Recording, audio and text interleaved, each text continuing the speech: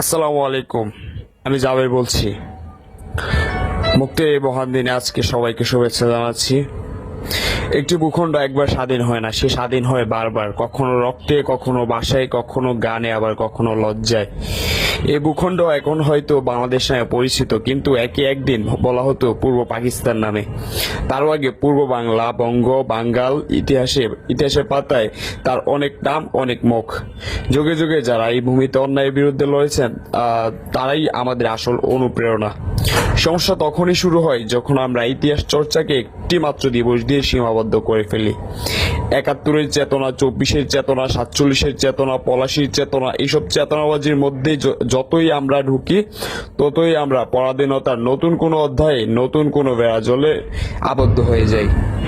আর ২৪ শুধু একদিনেই ২৪ হয়ে ওঠেনি। ২৪-এর যে ব্যাকবোন, ২৪-এর মেরুদণ্ড বলা যায় ২০০৯-এর পিলখানা হত্যাযজ্ঞ, ২০১৩-এর ৫ই মে শাপলা চত্বরে হত্যাযজ্ঞ, মোদী বিরোধী আন্দোলনে হত্যাযজ্ঞ, ২০১৮-র কোটা বিরোধী আন্দোলনে হত্যাযজ্ঞ, সর্বশেষ ২০২৪ সালে যা সরকার পতন আন্দোলনের রূপ নেয়। সবাইকে আবারও মুক্তির শুভেচ্ছা জানাচ্ছি। ধন্যবাদ সবাইকে। আসসালামু আলাইকুম।